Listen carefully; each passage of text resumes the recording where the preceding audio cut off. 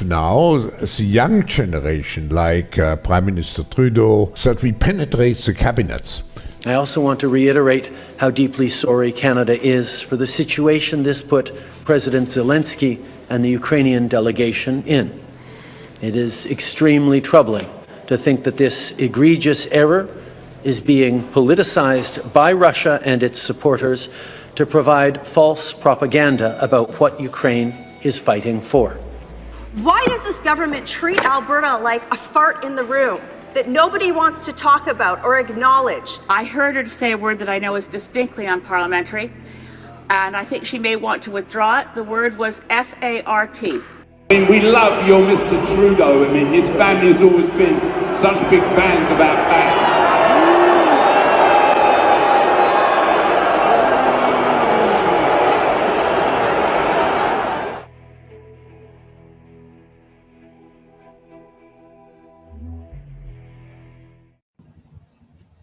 Hey, everybody. Hello. Welcome. Wow. Episode 10 already. Can't believe we've done 10 episodes of this. You're in the double digits already? I'm in the double digits. That's wow. Bad. God damn. That's a lot. Welcome, everybody, to the Maple Files. I'm your host, Snow Himbo, and this is our guests, Angel and Big Mac. Neither of us are Canadian. No, they're not Canadian. They know very little. Angel is an honorary Canadian, but he has not been baptized in maple syrup yet. Nope. Wait, but I have? I did it in your sleep. Sorry, man. Okay. Yeah. That's all right. I mean, I would have liked consent, but that's all right. I use gloves, the rash thing, so. Yeah, that doesn't really help. Yeah. So, today's the theme of today's episode is reaction takes over, and it's mostly focusing on the trends that not only Canada but the entire West is moving in. And I'm going to kind of break down and provide some analysis there too. But we do have, hey Miguel, hey Javier, hey handsome cynic. No idea who that guy is. Yeah, we got some other news clips, mostly just politicians doing politician things, which is also known as being awful. I think Yeti might be back next week. He's just he's made it to his destination, so he's just kind of getting set up. He's made in America. Like, they make them in America. They make Yetis in America. Oh, okay. Made in America, like not made in China, made in America. That's made in America. Made in America.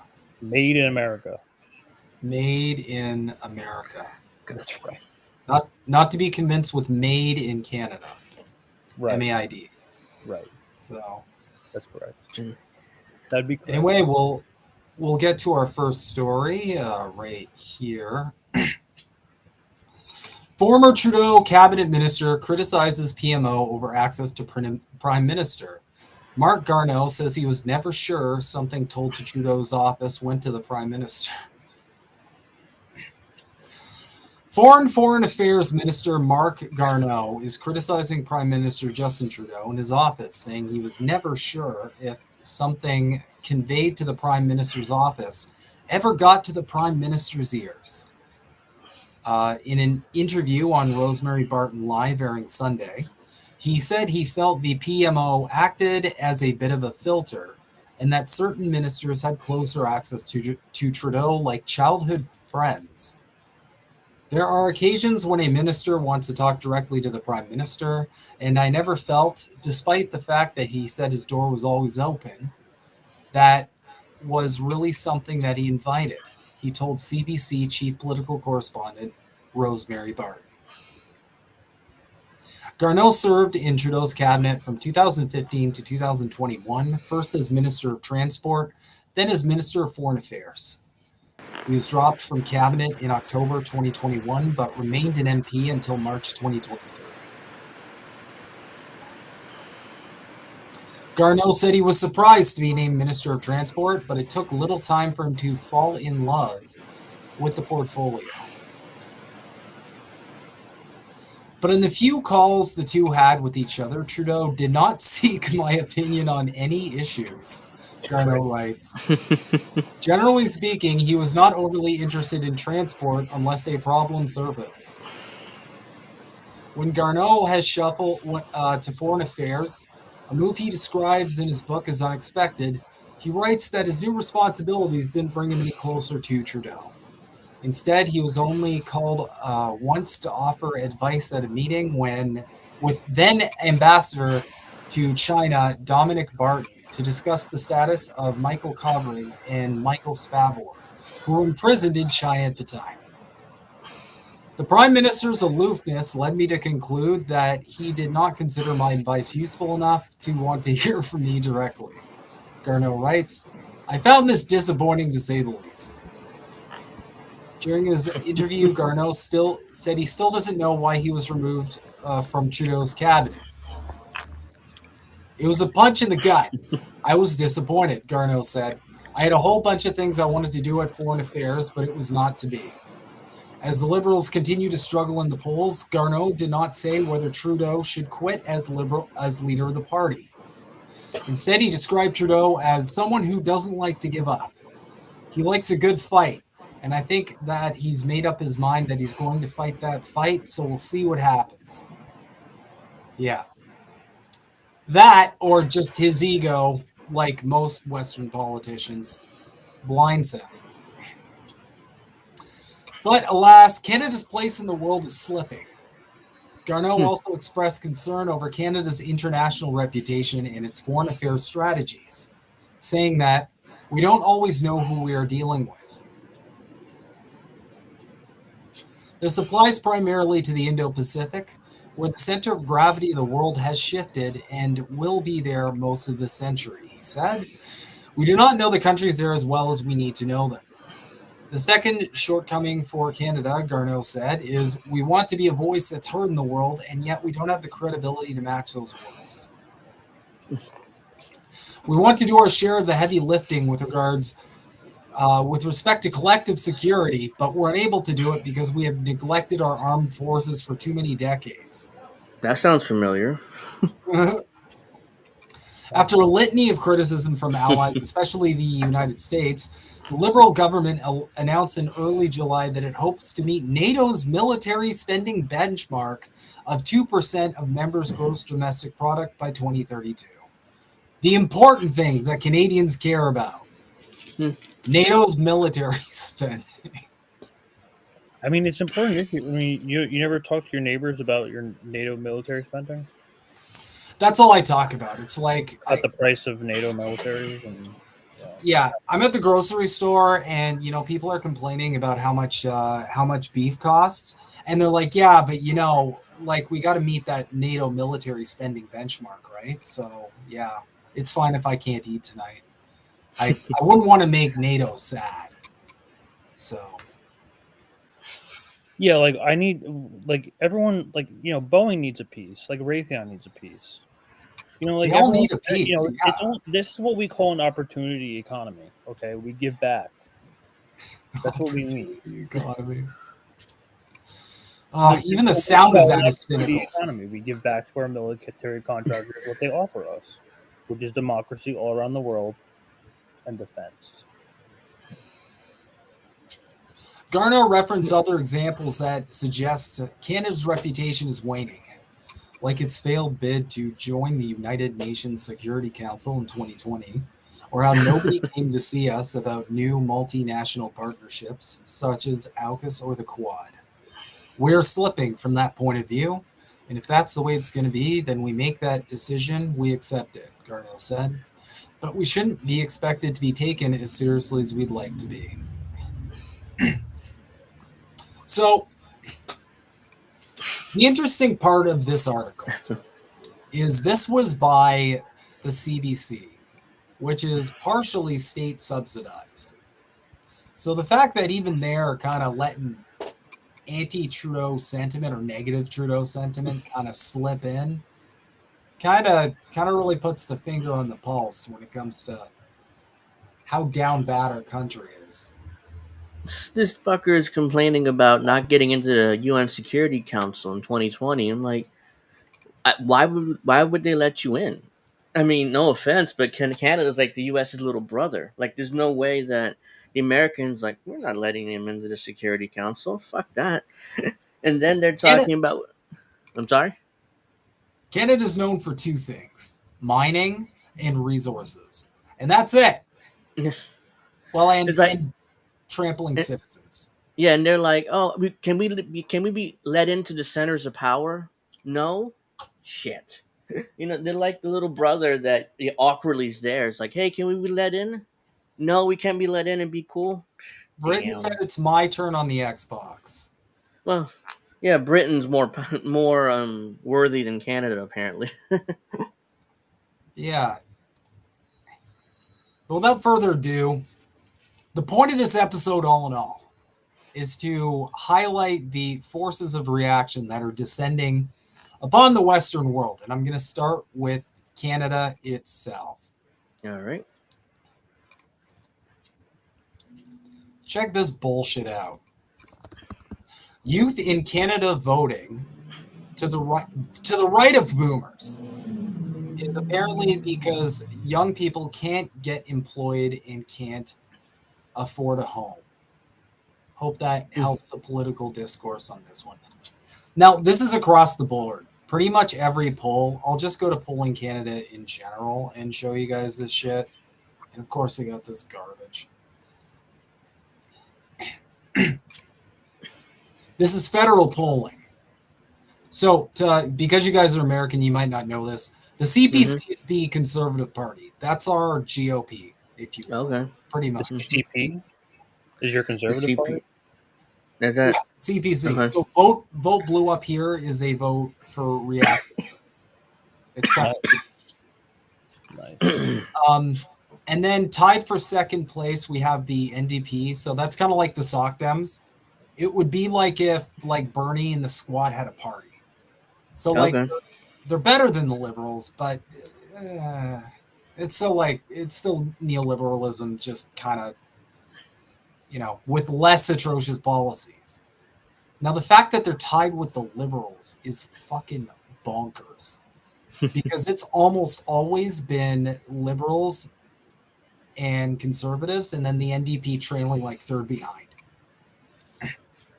And I think that's because Canadians are just done with the Liberals. Now, I think this is a really huge missed opportunity for the NDP because they decided to get into this weird alliance with the Liberals and start working with the Liberals, kind of how, AOC and Bernie and the Squad all started just, Nancy Pelosiing it up. Same thing, except for different parties. And I feel like with everybody's frustration with the Liberals, they could have really stood out and presented like a better option than at least more neoliberal, like slop. But instead, they kind of like got in bed with the Liberals, and now they're kind of stuck with that stink, even after they kind of like abandoned the Liberals and said their little deal was over. But you see the seats here. The seats in this poll are CPC 217, LPC 45, NDP 43, Bloc Québécois 35, and our Green Party is like 3. It's like L, just massive L. And as you can see, it's like, it's across the board.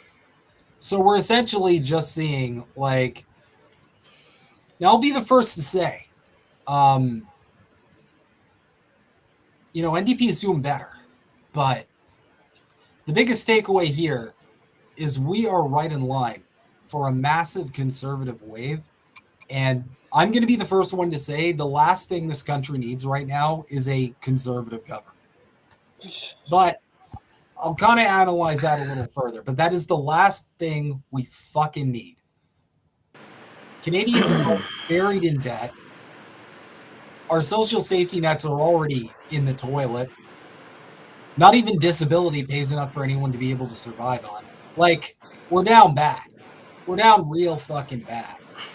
Wages are not even close to the cost of life. It's not close. Like, it's so stupid.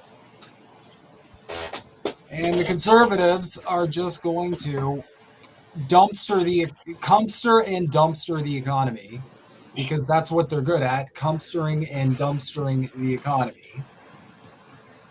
But I can provide a bit of analysis here, a little bit further analysis. But first, it's not just us.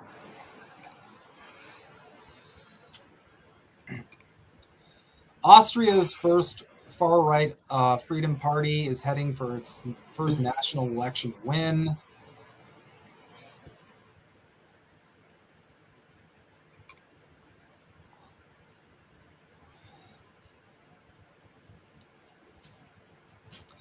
It's kind of the same sort of shtick, but my point is there's a massive right-wing explosion pretty much the West over.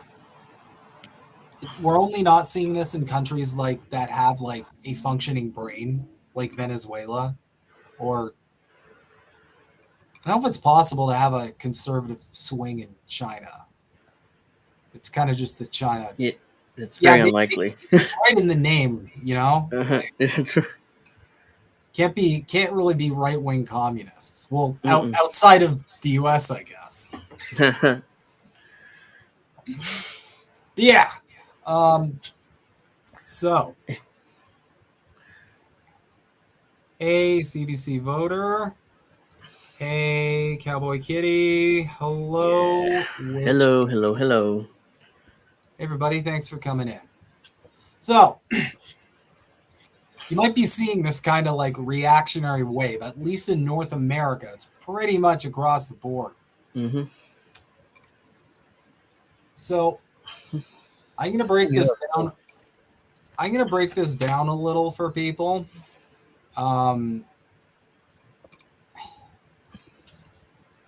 Because this kind of mirrors what I've been saying for a while. But this excellent account, Mass Strike Now, follow them if you haven't, because they have dank memes, as the kids say. Lay dank pepes or whatever. Yeah. Zoomer speak. We're doing Zoomer speak. I'm going to stop now. Okay. So, this is the cycle that we've been going through for our whole fucking lives. First off, inspiring centrist refuses to tackle the underlying social problems that led to the rise of the far right. All right, we move on. Stagnating living standards creates fertile ground for fascism. Far right win elections. Then we move on. Far right drives economy off a cliff, lowers standards of public life, and generally makes everything objectively worse. Moving on. Uninspiring centrist defeats far right with a promise of change. Moving on, and the cycle continues. This is pretty much what we go through. In Canada, in the States, this awful cycle. And I think a major contributor to that is this stupid lesser voting, or it's lesser evil voting.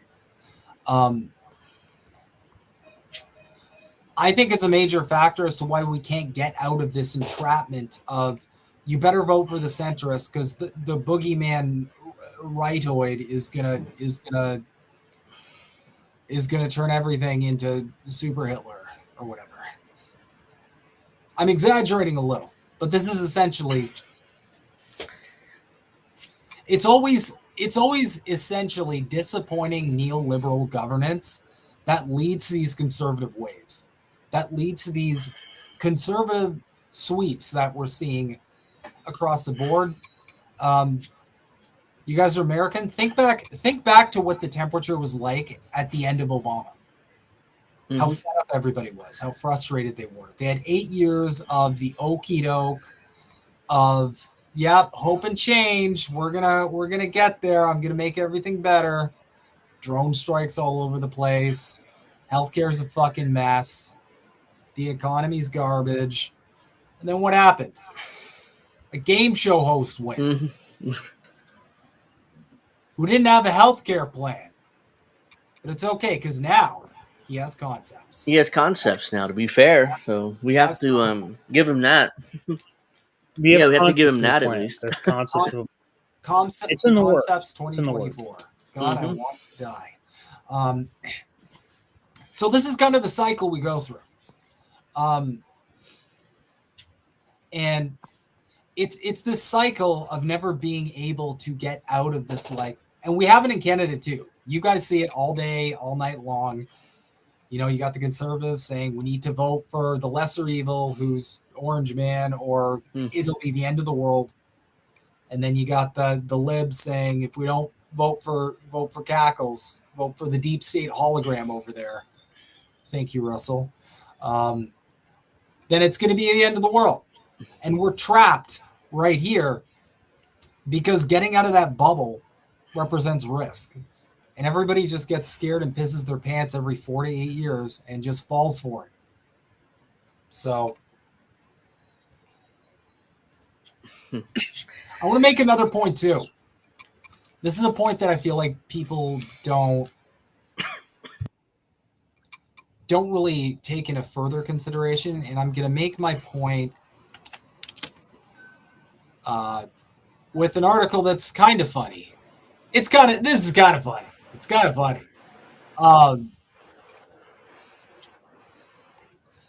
First reading, why is it the NDP triggering an election they can't afford one?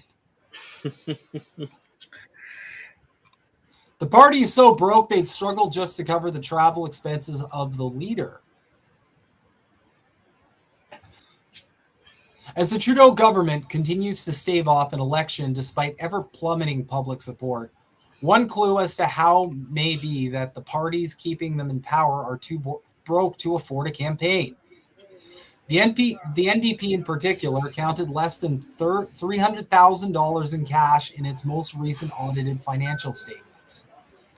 At the close of 2023, the party had cash assets of just $289,808. This is the exact opposite of the Conservatives, who are sitting on more money than they could ever legally spend in a campaign. Their cash reserves at the end of 2023 stood at $16 million. That's $197,685. That's a pittance compared to what's spent here in national elections. But I digress. Yeah, but you guys got your finger on the button. Mm-hmm.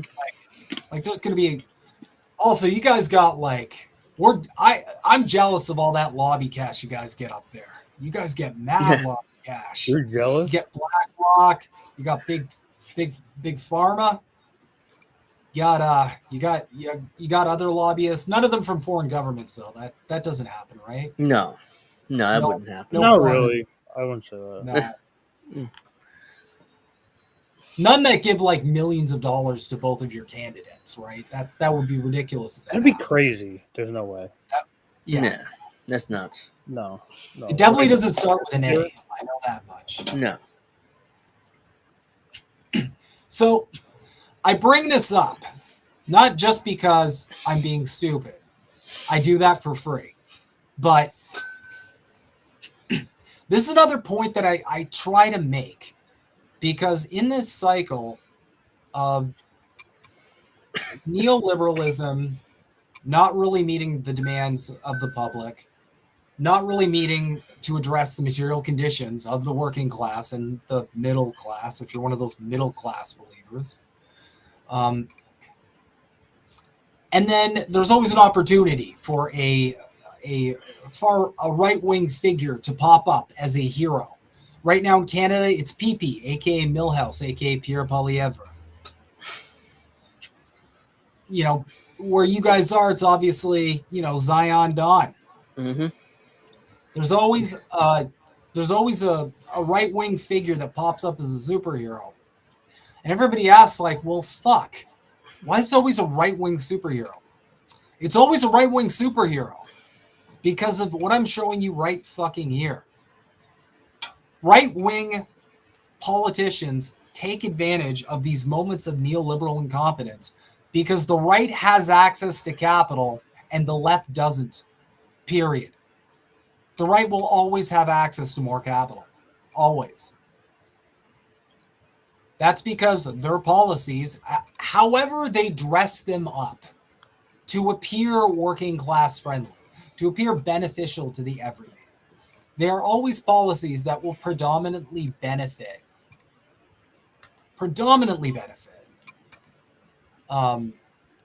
the rich and powerful.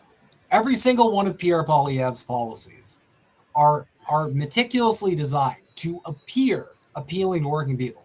But when you peel them back, and I might do this next episode, when you peel them back, what you find is just a bunch of rich and powerful serving interest. And that's why there's this discrepancy, because this is insane. Okay? You've got a major political party that barely has anything at all, comparatively. Let's do some math real quick, actually, because I'm curious.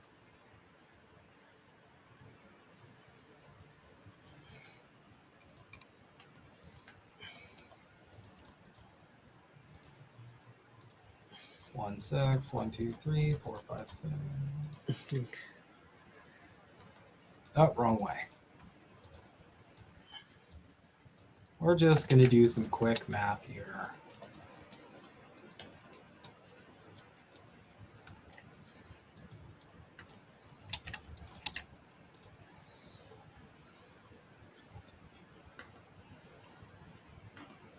Oh my God, okay. I give up. The calculator's freezing. But, I mean, that is over 30, that's over 30 times a difference in cash money. That's fucking nuts. And this is part of the problem.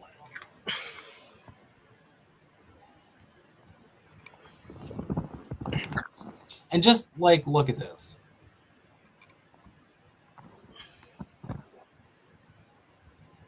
That's not loading either. Jesus, man. Okay. Oops. Okay, perfect. I found it. All right, so check this out. This kind of like, if you compare this to the polls and what we're seeing, it almost kind of lines up. At the end of 2023, unrestricted funds available for each party. The Conservative Party of Canada, 10 million.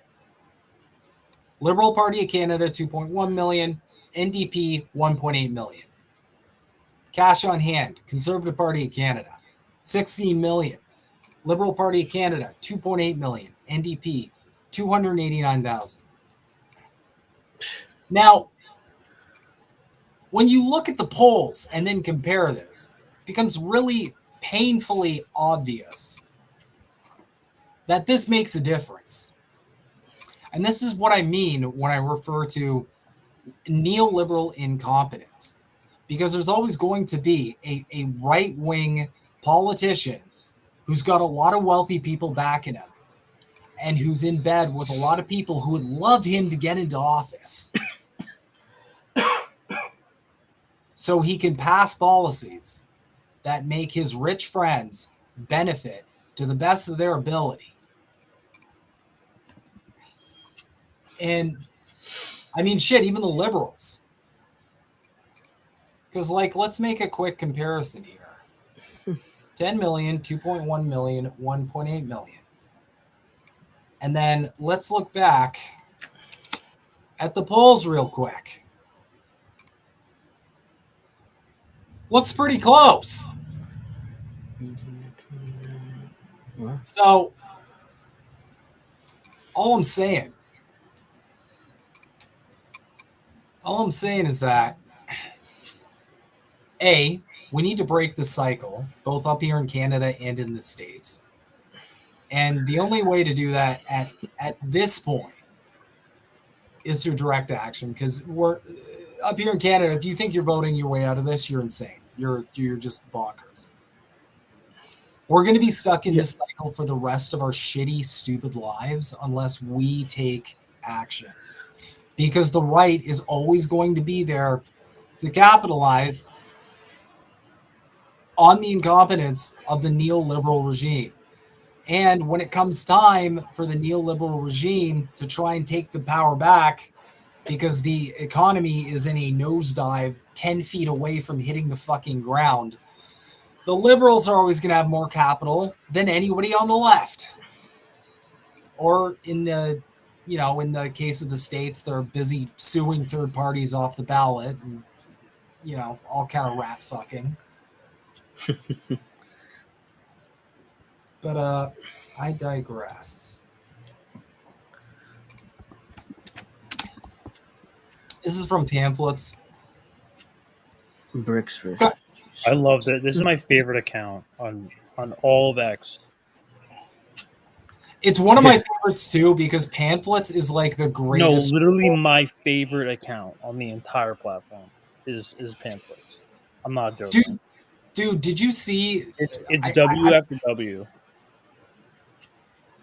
Did you see? I'm pretty sure I shared it in one of our group chats.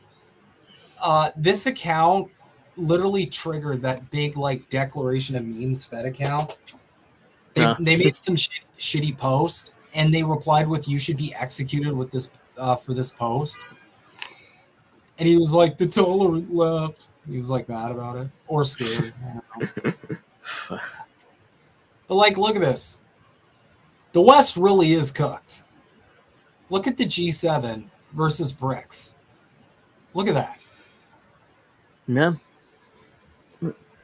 Keep KKK coping. Yeah, they do the KKK thing a lot too. Yeah, like we're not. This is bad, guys.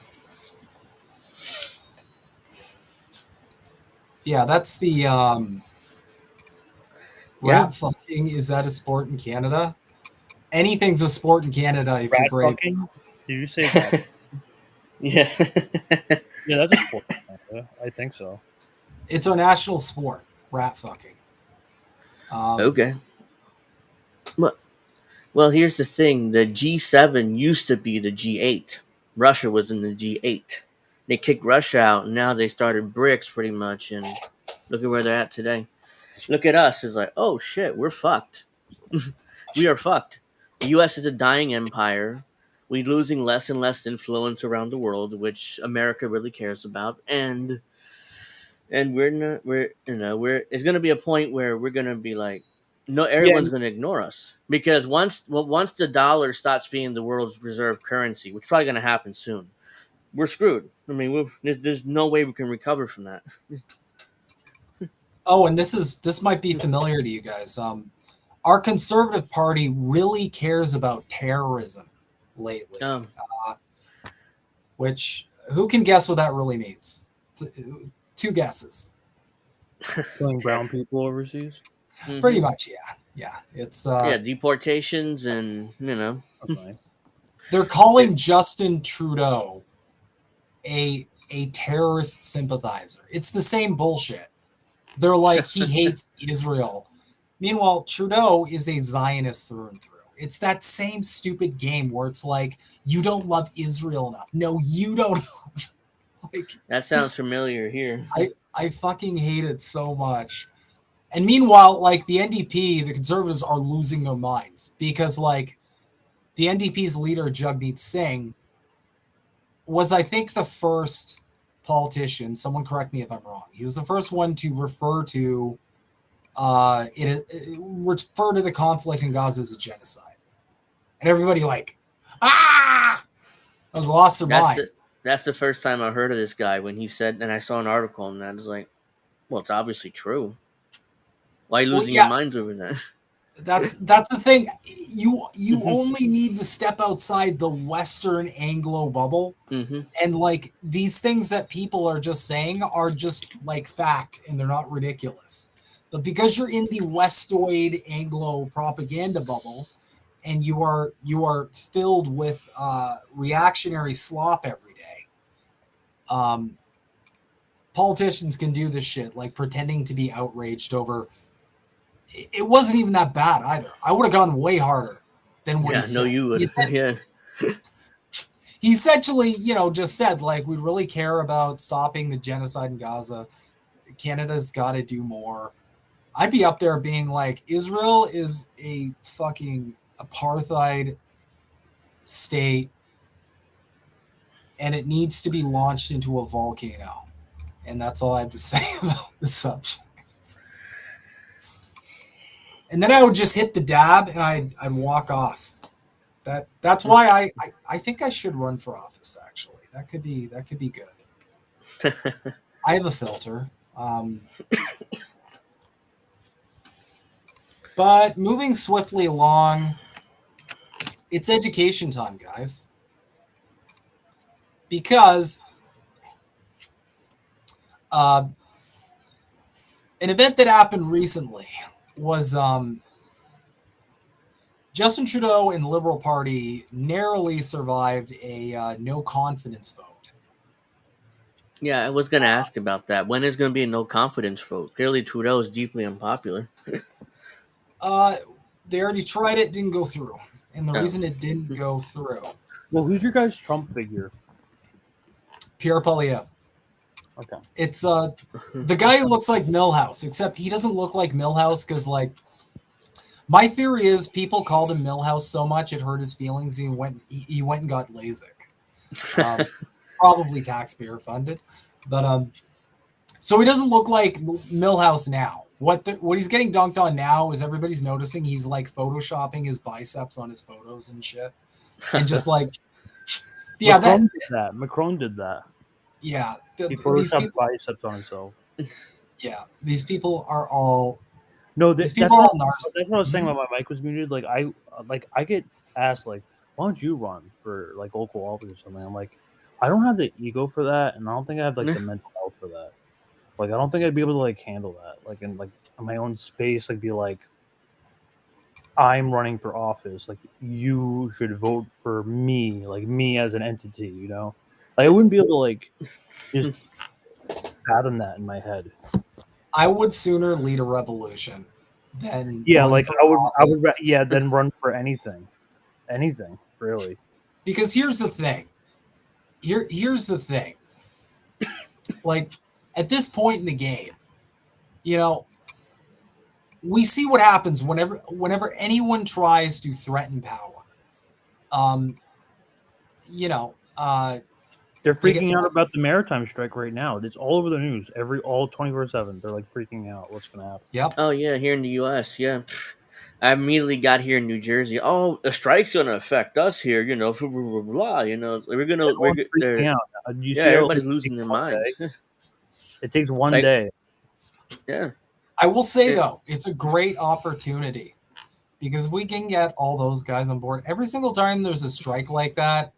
Like what we need to be doing is we need to be reaching out and making connections, because one amazing thing we could do to really get a general strike pop off is, I might actually do that myself.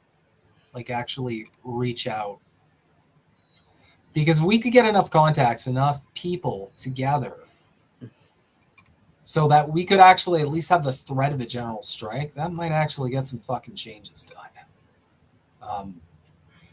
And then I would go rogue and pivot it into a revolution, because fuck it, if you got the numbers, just go all the way now. You might as well, yeah.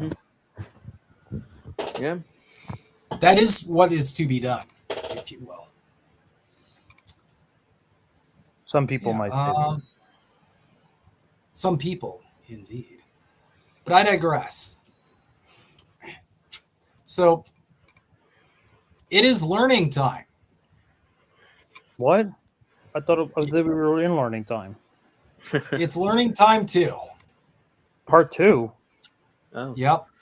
Damn. So a lot is happening in Canadian politics right now. From the New Democratic Party, the NDP, axing its supply and confidence agreement with the Liberals earlier this month, to Conservative Party leader PP's non-confidence motion. PP. Put forward against Prime Minister Justin Trudeau's government. it can be easy for the average Canuck to get lost in all of the drama, which I find hilarious because, like, what the fuck is an American supposed to do? And plus, his name is Pee-Pee. Like, that's so dumb. Yeah. His name is initials are literally Pee-Pee. What kind of name is that, bro? You just call him Pee-Pee. That's it. His parents obviously didn't think this through, where they're like... They didn't... No, nothing. They never even, like, gave it a second thought. They're like, yeah, just name him Pee-Pee. Just name the kid Pee-Pee. He's just Pee-Pee. Just name your kid Pee-Pee and see what happens. Yeah. What's his middle name going to be? Let's make it Poo-Poo. Pee-Pee, poo-poo, sharding, and farting. That's going to be... The full name. That's going to be his grandson, pretty sure. Okay. So, we'll start at the basics. What is a non-confidence vote? Put simply, a vote of non-confidence or non-confidence motion aims to force a general election and remove the Prime Minister from office. It's a part of the Canadian parliamentary system's confidence convention, which holds Trudeau and his cabinet responsible to the House of Commons for their actions.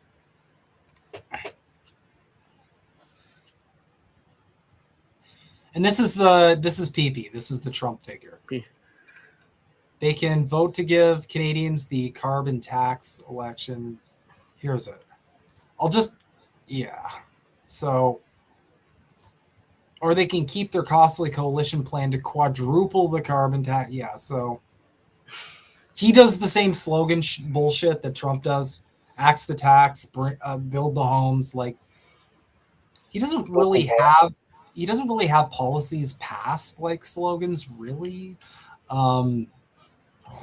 What this means, though, is it means that when a non-confidence vote happens, the governing party must have the support and confidence of a majority of the members of parliament to remain in office.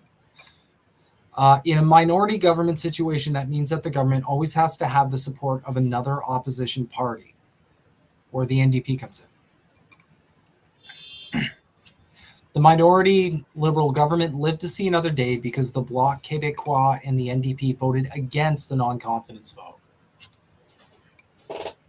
Why did PP call for a non-confidence motion? Harris says that typically non-confidence motions are put forward for a specific reason, such as a scandal or a specific issue. For example, former Prime Minister Stephen Harper's government lost a non-confidence motion in 2011. Opposition parties cited Harper's failure to disclose full financial details of his tough-on-crime legislation, corporate tax cuts, and plans to buy fighter jets. These people are crazy, man. This is the driving the economy off the cliff part. What's interesting about this one was just plain we have no confidence in the government. PP is advertising the non-confidence vote as a carbon tax election. The costly coalition. So it's always like costly coalition, sellout Singh. I forget the one for Trudeau. He's got one like cowardly Trudeau or something. But yeah, he's basically he's great value Donald.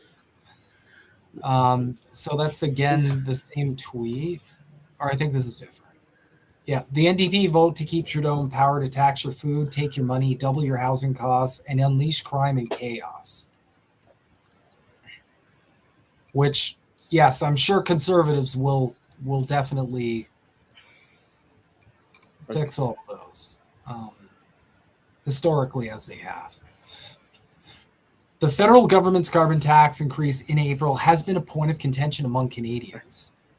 But Harris says the Conservatives' attempt to take down the Liberals is likely due to an accumulation of issues. When people make big decisions, it's never one thing. She said it's frustration with the government, it's definitely the carbon tax, and it's definitely affordability as well. This is a part where the material conditions come into play, which always, like I said, gives rise to an opposition hero figure with the most capital. And that's almost always someone on the right. So again, we're going in this cycle. Trudeau's government is safe, but for a price. Bloc leader Yves-François Blanchet has essentially given the Liberals an ultimatum. They must meet their demands by October 29th. They're calling on the federal government to help pass two bills, one protecting supply management and another increasing seniors' pensions.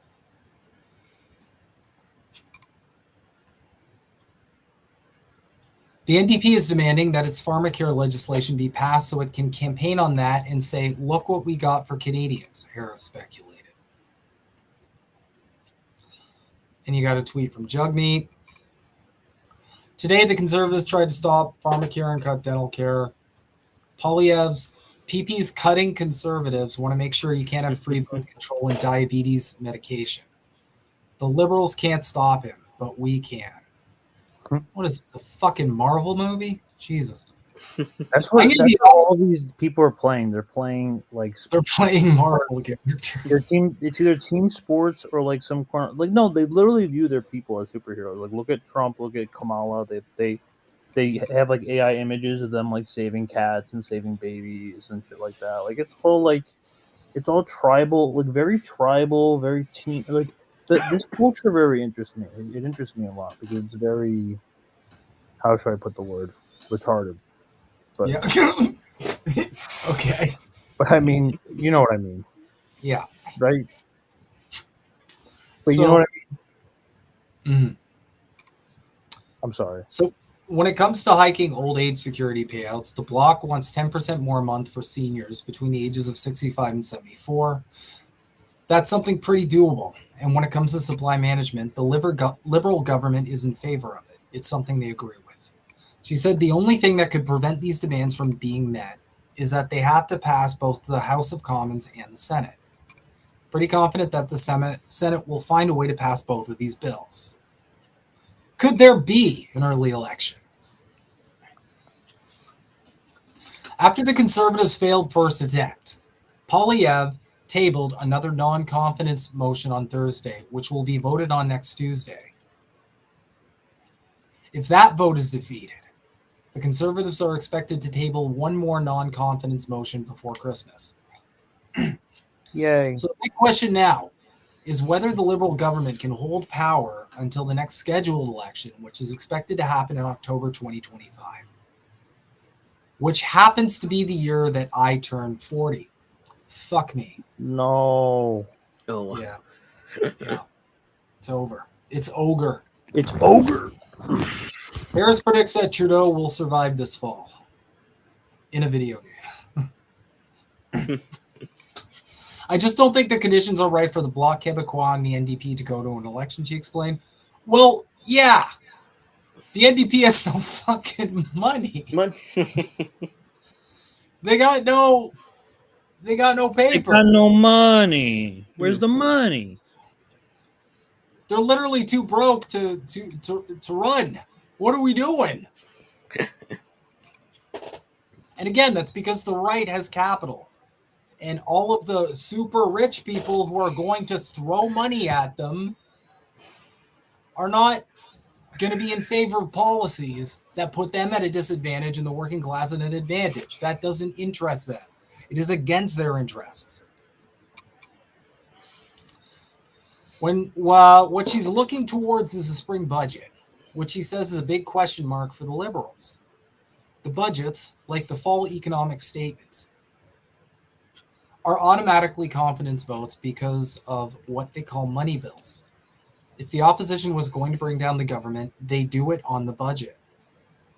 If they do it on the budget, then it's a way to do it on principle so they don't look as opportunist. The government is distracted. Now that we know the ins and outs of what's happening in Ottawa, it's important to know how it all affects Canadians. The end of the NDP's supply and confidence agreement, which would have essentially kept the Trudeau government in power until next year, seems to have set all of this in motion. It's affected things in that we're all in these negotiations, we're all in these tactics. She said that what's difficult is that the Liberals used to be able to count on the NDP for support, and that's no longer a given. She adds that the NDP used to be more part of governance and receive regular updates, but that's no longer the situation. It makes everything much less predictable. And it also means that the government is focused on staying in government, and that's taking away energy from solving issues and from actually bringing policies and actually governing. It just brings uncertainty, and I don't think that's good for Canadians because, again, the government's distracted. It's hard to settle some of the long-standing issues. Oh, this is about... Says it also makes it hard for governments to make long-term plans and to embark on new projects. As a political consultant who works with Indigenous clients, she says they have been having a difficult time negotiating Indigenous relations. It's hard to settle some of the long-standing issues of Indigenous communities when they don't know if there's going to be a government.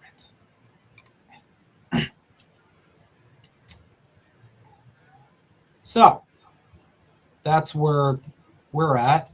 Ooh, what's this one? What is this one? Hold on. This could be crazy. Walmart Canada spending $92 million on pay hikes to hang on to workers. Oh, wow. Driving the news. Walmart Canada announced it's putting $92 million towards increasing hourly wages for supply chain workers and retail associates. It's the second time this year the retailers boosted wages, committing $53 million back in July. Big picture. Higher wages are one part of the company's strategy to retain workers and cut down on turnover. The company has also rolled out initiatives to make in-store positions feel less like thankless dead-end gigs and more like careers with advancement possibilities. Last year, the company invested $50 million over 5 years to bring its Live Better You program to Canada. That is a fucking terrible sounding program name. Yeah. What is that? Live Better You? What? What are you, Yoda? Oh my God. Live Better You. The program offers and pays for a selection of courses for employees that are curated based on the new and future needs of the business. Why it matters. I have something to add to this too. With over 100,000 total employees, including some 40,000 in-store workers, Walmart is one of Canada's largest employers. Decisions the company makes are influential in the broader retail space and could inspire similar hiring practices at other stores. Now, make no mistake, this is 100% to just, this is solely intended for no other reason than to keep workers from leaving for greener pastures. Don't forget, we live in the age of work from home. And, you know, if you've got considerable customer service skills, especially if you got any tech skills, I can't even imagine the kind of dog shit they're paying over at Walmart, but you can probably leave for greener pastures. And I kind of have a bit of an anecdote from my workplace as well, because we have lost a ton of really important people over the last year. And the only difference between all of them is they said they are embarking on a new opportunity. They are moving forward in their career, language like that. Whenever you hear I'm leaving for another opportunity, that is code for I asked for more pay, I didn't get more pay, someone else offered me more pay, so fuck you, I'm leaving. That's all that means. 9 out of 10 times that's all that means. And this is what's going on likely with Walmart. They are likely seeing a lot of workers kind of hightail it out of there and go find other more gainful and fruitful means of employment. And they're saying, hold on, this isn't really great for our bottom line. Not to mention, I mean, there's training, there's hiring, these are additional resources that are affecting their bottom line. So that is Walmart. Good on Walmart, obviously, for increasing wages. I'll always say that's a positive thing because I'm worker first. But fuck Walmart, too, for letting it get to that point. If you have to let it get to the point where the only reason you want to pay people anything close to a living wage is so they won't fuck off to a company that will pay them anywhere close to a living wage, you suck. You should be taking feedback from your workers and saying, okay, the majority of people want more money. Everything else is more expensive. Our wages haven't gone up. So let's give them more cheddar. And again, this wouldn't be a problem if we had worker co-ops. But apparently that's too radical an idea for Canadians. I digress. We're going to move on to the brother.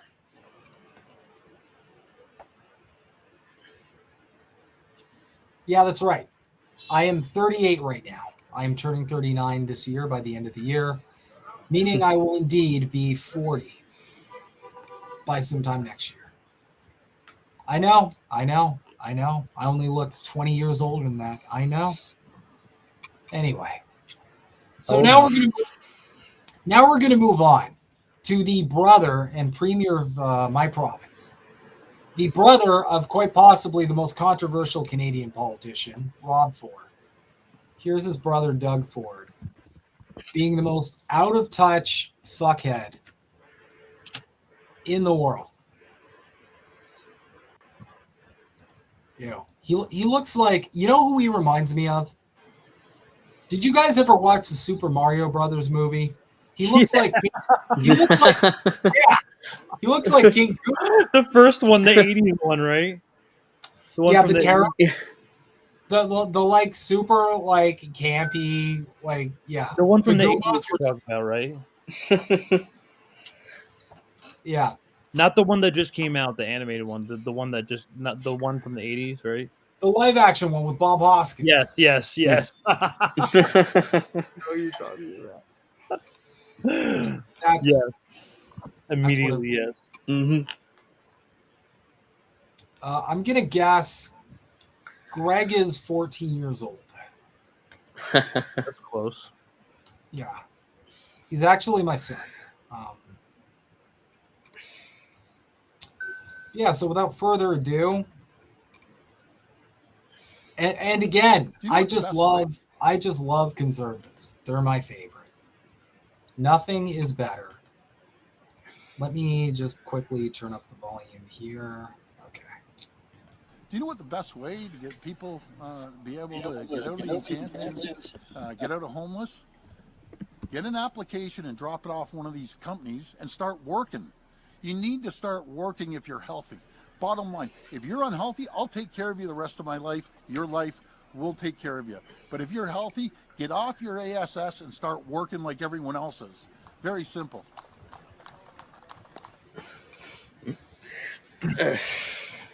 So, a lot of really good comments on that video. Because what Doug here is too fucking out of touch to understand is that a lot of the people in those encampments, those tents, do fucking work. They have jobs. The problem is they can't afford rent. This is happening to more people than I know, where they have to shack up with other people or live with family because they just can't afford to strike out on their own. If they've got a minimum wage job, that's just not cutting it anymore. So the fact that you're that tone deaf,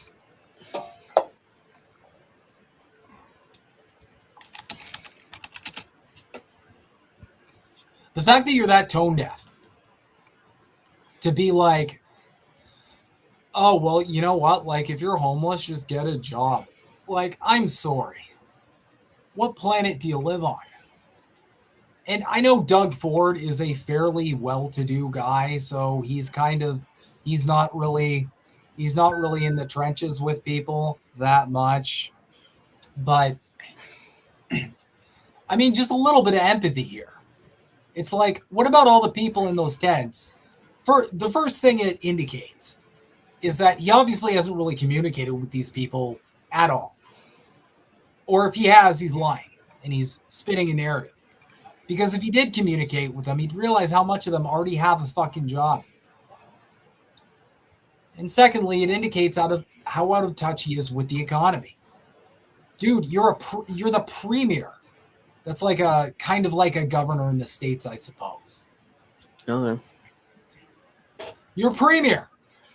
You're supposed to have a pretty good idea of how your economy's doing. And the rent is fucking bonkers. Food is fucking bonkers. Wages? Like, if there's one thing in the West we can all agree on, it's that I'm pretty sure we would all drop kick a hooker or two just to get one I should have done a better example. Just to get one politician who's remotely confident. All right, Crab's got a dip. Yeah. I don't blame him. Everyone thank Crab for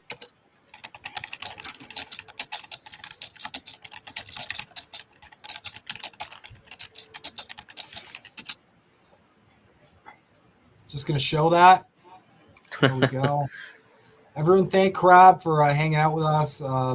He can't stay too long. We've got 2 other shows this week, and the rash is really starting to spread a lot.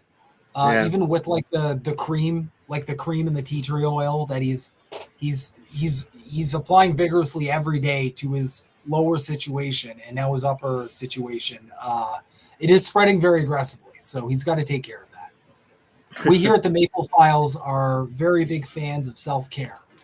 So if you do have a very aggressive lower region rash, don't stream. Don't stream for too long. Take some breaks to take care of yourself. Crab's scared you're gonna drop kick him. But my main point here is we need politicians who are in touch, because you can't just be out here giving spicy hot takes like this when the majority of people are like, wait a minute, I have a job. It also belies a complete lack of empathy, because he's not even thinking, like, if I were to address like a bunch of people in encampments and in tents, the first thing I would think was, gee, I don't want to say anything that might completely dehumanize and alienate them, like call them lazy, especially if they're working their fucking asses off. Mm-hmm. So I might say something along the lines of, I get it, the economy sucks, we're working on it, even though we know you're not. Something, anything, not like get a job. Also, to note, a lot of companies, they won't hire you unless you have a fucking address. So that's what I was gonna say. Mm-hmm. What are we supposed to do? But again, these politicians don't know that because they've never been in this position. I want to vote for a guy who's been homeless, who's filed for bankruptcy, who's caught Alaskan king crab. I don't know why I added the last one. It didn't need it at all, but yeah. I want a politician who's actually gotten his fucking hands dirty. Someone who's understanding of where average Canadians are. Average working class people, where they are at. God damn. But anyway, on the note of Dougie, we got some further. We got Dougie's making the rounds in general. No, don't do it. I'm going to make this bigger so we can read well. Let's see how that looks on screen. Looks maybe one more. I love the zoom feature, man. It makes me really happy. And it's better for me reading. On August 28th, Premier Ford made the most consequential announcement of his tenure by announcing the largest competitive energy procurement in Ontario history. To date, there has not been a single word of criticism from any opposition party, not even the NDP. Surprisingly, there were no questions from any journalists anywhere. No one said a word. It was in reality an announcement of the biggest expansion of private for-profit power in Ontario history. It will cost the public and business multiple billions. With electricity being central to the climate crisis, affordability, and democracy, there are important questions to be asked. It was clear that developers pushed Ford to open the Greenbelt for them to build on at an immediate gain of $8.2 billion. Question number 1. Who was behind the push for such a huge expansion of private power in Ontario? In Ford's announcement, he uses the word affordable 9 times. Sprinkled throughout are also claims of low cost, saving consumers money, and competitive pricing. Ford made the exact same promises as Mike Harris when he brought in hydro deregulation. Complete and utter BS. According to the Financial Accountability Office, Ford is spending up to $7 billion a year hiding and protecting former Conservative Premier Mike Harris's deregulated electricity market scheme. This is a market that was designed by Enron and a who's who from the banking and financial sector. Ford is not the first to socialize with the corporate elite. Shortly after Mike Harris was elected, he went fishing with Kenneth Lay, chairman of Enron, in the Northwest Territories. So you have politicians real buddy-buddy with the moneyed interest. Does that sound familiar at all, Angel? Yes, it does. And Enron, isn't that the company that fell apart because they were lying about how much money they were worth? I remember that. And that guy's hanging out with a CEO, like, oh yeah, my buddy. He's cooking his books and faking how much money he has. Question 2. Why do we still have an electricity market that was designed by Enron still open in Ontario? Which leads us to the following. With such a massive increase in private for-profit power selling into this market, big rate increases are inevitable. Question 3. Is Ford going to use the public treasury to subsidize these rate increases too? There are many more questions, particularly on the climate crisis. Democracy is at risk, not just in the US, but here too. With only 17% of voters putting Ford in power last time, it is a big issue. 17%, that's a fact. Democracy was subverted to take our public power systems. Conservative governments in Ontario have either subverted democracy, bypassed or eroded it to the benefit of the private sector. They've done this in a few ways. First, there was never a mandate from the people to do things like privatization. Second is what conservatives call cutting red tape, making it sound good, but eliminating laws and regulations that require public input and support. This is something I talk about conservatives doing a lot. It's kind of related to what I said before on how conservatives always put forward these proposals that are that have a veneer of benefit for the populace, for the everyman.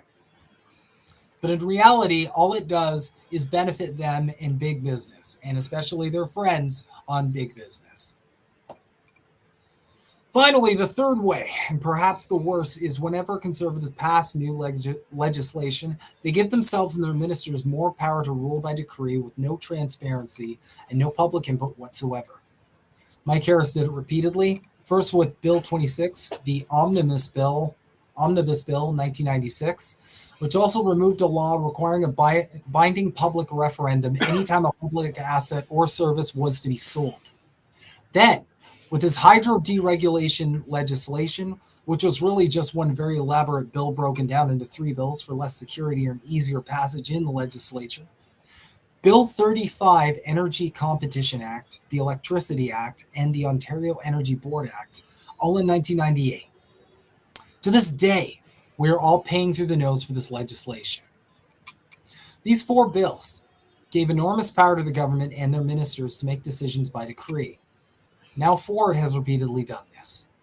The prime example being Bill 165, Keeping Energy Costs Down Act, which, wowee. That's Orwellian. Did we spend a lot of time on that name? Yeah. Giving themselves more power to rule by decree, and the removal of procedural fairness entirely. Another example is Bill 218, supporting Ontario's Recovery Act, which shielded private owners of long-term care facilities from being sued for negligence, where 4,000 died during the pandemic, many from neglect. Then Ford turned around and gave these same private companies 30-year licenses and hundreds more beds, no public consultation. Ford is also under investigation for the Greenbelt. There really needs to be investigative reporting here to find out just who is behind Ford's massive announcement on energy and to defend democracy in the public interest. So that was an excellent article, very well informed, very, very good breakdown, in my opinion, of just what Dougie's up to. And as usual, it's more for the the wealthy in the business sector, and less for the working class, less for you and your families. Yep, that's how it works with most politicians. That's how it fucking works. This is an interesting article. Or sorry, interesting video. The federal government detailed funding to. Now think outside the box. And this is like our version of CNN, right? So. The federal government detailed funding today for its action plan on combating hate. It came out of the 2 national summits held by Ottawa on Islamophobia and anti-Semitism. CBC's Sarah Galashan has more details on this story. So, Sarah, what more can you tell us about this plan? Well, Jacqueline, this is a response to the rising level of number of incidents of hate that we're seeing in Canadian communities. Police are reporting that hate crimes have doubled since 2019. Specifically, we see a sharp increase between 2019 to 2022 during those very tough years of the pandemic. But then in 2023, a 32% rise in hate crimes in communities across the country. The federal government pointing to fears and feelings that have been influenced by global events. Think about the October 7th attacks, and then... Yeah, it was the October 7th attacks. Does anybody know what angle this is already? We can't even get halfway through the fucking video. Before isn't it crazy how we all know like exactly what this is for, who this is for, and who this is at the behest of, and who it is going to punish? Because when they refer to hate crimes, any chance they're referring to, I don't know, protests? Yep. Because of a certain event of some kind. Why is she talking like that?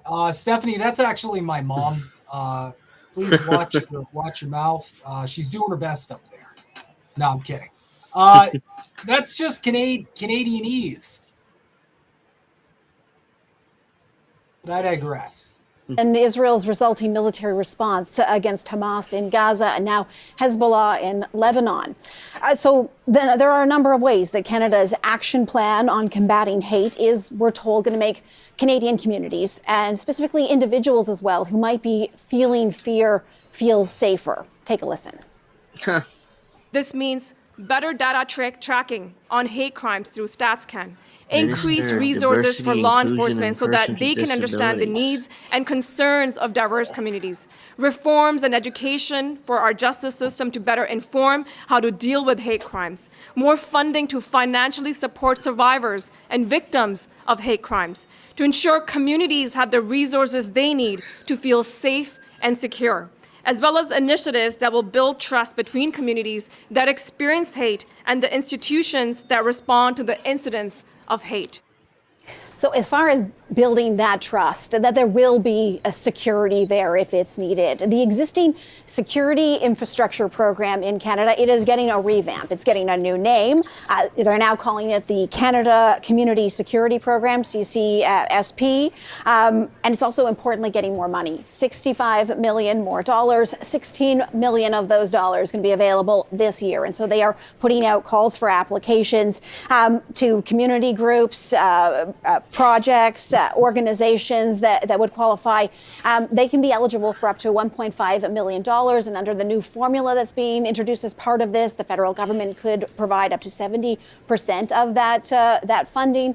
And it could be complemented by other levels of government funding that might be made available. And Jacqueline, important to this when we talk about the protection element of this and those individuals and communities feeling safe, some of that money can be used to pay for accredited security guards.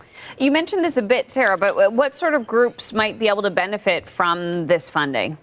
Yeah, we're talking about groups that might feel that they are either targets for hate, might be targets for hate, might also be groups that are working to try and combat hate.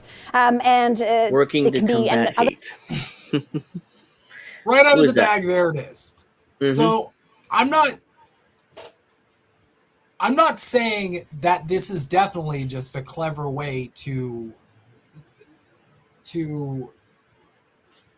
clamp down on people protesting the genocide in Gaza.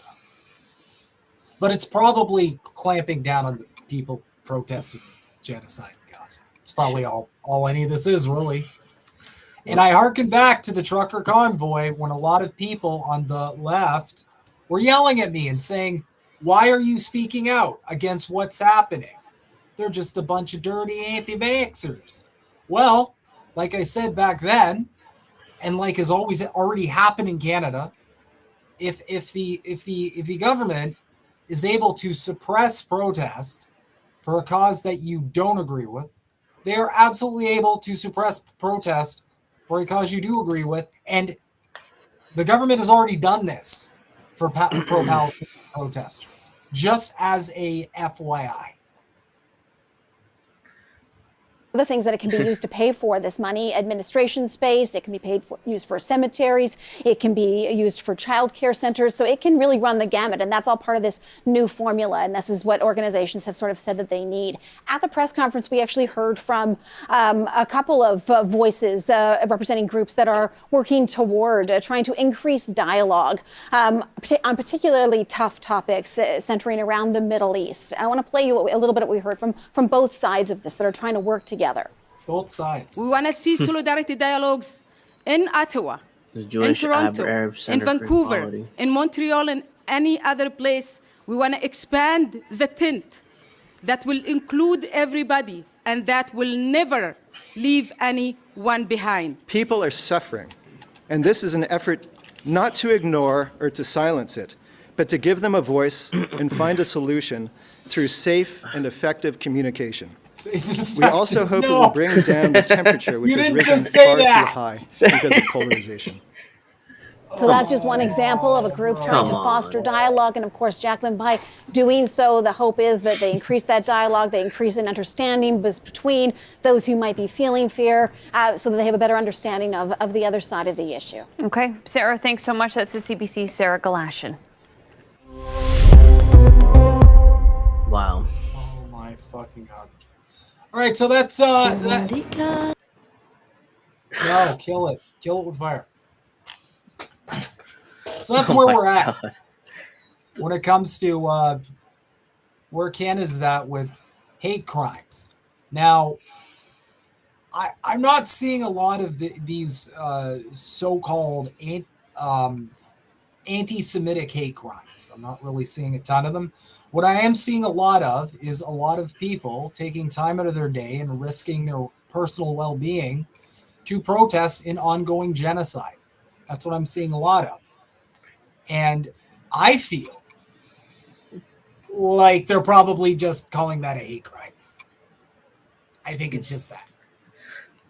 Well, I think that's all that's going on here. I think that's all this is. Yeah, probably. Here in the U.S., they passed a bill saying that if you call someone a You call some Zionists, yeah, that. I'm sorry, I'm just lost my train of thought there. If you call them, basically they're trying to conflate anti-Zionists with anti-Semitism. If you saw someone in Zionist, oh, you're anti-Semitic, and you're allowed. They can take away all your government assistance or whatever, So there you go. It's happening here in the U.S. too. So that at least that's more blatant though here in the U.S. And like in Canada, where it's kind of like, we're gonna create this new government thing to give money to organizations to do this and that and the third, also to increase more security. She said, and hire more people. So it's an indirect way, as you said, to kind of, take to clamp down on protests against Zionism and pro-Palestinian protesting. Yeah, because let's unpack this for a second. Mm-hmm. What else could be causing an increase in hate crimes? What would that entail? What changed? Well, the only thing that changed since that date that she mentioned was shit started heating up over in Palestine, and the world started paying attention. We've never paid attention to this issue to this extent. And when we finally looked, we were all horrified. Yeah. And there's no going back. I can't unsee those videos I saw. I can unsee any of that. I can't unsee those kids. I can't unsee parents crying because they know they'll never spend another day with their with their son or daughter anymore. Mm-hmm. I can't, that's never going to leave my head. It's etched into my mind until the day I probably die. So, yeah, people aren't just going to forget this. And the ghoulishness of these fucking government officials and the ghoulishness of our media apparatus that's framing it like this is exactly how they're painting this. The best they can do is, both sides, and, we just want to increase dialogue, and there's too much hate language. When in reality, anyone with a shred of dignity would get up there and say, look, I know there's a lot of protests going on. I know there's a lot of people upset about this issue. We hear you. We also think it is completely unacceptable. That's the bare minimum you can do. Bare minimum. They can't even do that. They can't even do that. They gotta coat everything in this flowery language and make the issue seem much more complicated than it actually is. Really not complicated. All you gotta do, all you need is a pair of peepers, and you kind of got it. You can see it. You can see what's happening. Very, very simple. Regardless. All right, before I get too emotional, that's all I had for today. But Steph's comment about speaking Canadianese, that made me want to end with us having some fun. So I'm going to ask you guys, you in particular, Angel, how much of what this guy says you can understand? Okay. Just because it'll be funsies, as the kids say. If you're Canadian, there's a 100% chance you've already seen this video, but I think there's a good chance that Angel probably hasn't. So, without further ado. Okay. Can you make a video where you just speak proper Canadian to the point where we can't understand you? You know what, bud? I'm pretty sure I can help you out with that one there, because just the other day I decided to fuck the dog and take a rip over to Tim's to grab a double and some Timbits. Tell you right now, there's some pretty not bad pricing on that shit, because it only set me back a couple loonies and a toonie. After that, skirted on over to the Lickbo. Figured a couple wobbly pops wouldn't get the job done, even if I grabbed a twofer of them, and everyone knows there's not enough juice inside a Mickey. So I just decided to fucking send it straight for a 260. You know what, bud? You get some of that in you with a couple darts there, and it'll turn you into a proper fucking shit disturber right on the spot. Anyway, brought the Twixer over to the bush with some buddies to get some fucking shinny going, and a couple Habs fans showed up with their stupid sweaters there. Tell you right now, bud, the chirps were just fucking flying, bud. Their twigs were in worse shape than our goddamn government, and that shit's in fucking shambles right now, I'll tell you that. Anyway, if you're ever in the market for a new bunny hug or a toque there, make sure to check out my merch site. It's got some great shit on it, bud. All right, now how much of that did you understand? Probably a quarter of it, because it kind of reminded me of some my mother and my people in my family speak Spanish. That's I just caught a quarter of it, So it reminded me of people in my family speak Spanish. It's like, whoa, like take a chill pill, speak clearly. I mean that I only caught like a quarter of that, barely, So, and also my eyes went cross-eyed, like what? Yeah, that's our differences, because that's that's just how I hear people. That's just Canadian, really. There's different dialects, though. That would be a fun episode to go over, especially Newfoundland and all the East Coast dialects. And oh man, those are that's like the stereotypical like shit you see in like cartoons. Hey, you're talking like this, eh? There's a bunch. That's crazy. But anyway, guys, thank you so much for tuning in today. Real quick, I'm just going to share. We do have a YouTube channel. It is, as you can see, youtube.com/@the_maple_files. So if you wanted to follow us, much appreciated. We are trying to oh, Natalie said interpret it. Oh. Basically, all he talked about there was going to get a cup of coffee at Tim's, which is Tim Hortons, then going to the liquor store, the Lickbo, to get a twofer, which is a bunch of beer. And then he ran into some people who were hockey fans, and the chirps, which is shit talking, were just flying. So it's essentially just, it covers about an hour max of what his day was like. So, wow. Anyway, guys, again, thank you so much for tuning in. Please be sure to like, comment, subscribe, all that good shit. Yep. And thanks to everybody for tuning into episode 10 of the Maple Files. Well, glad you're okay, Natalie. Yeah. I've been having some intestinal issues myself, and in solidarity, I just got blood work results back, and they're apparently very bad. So I'm not. I also have some health things. So fingers crossed for you. Fingers crossed for me.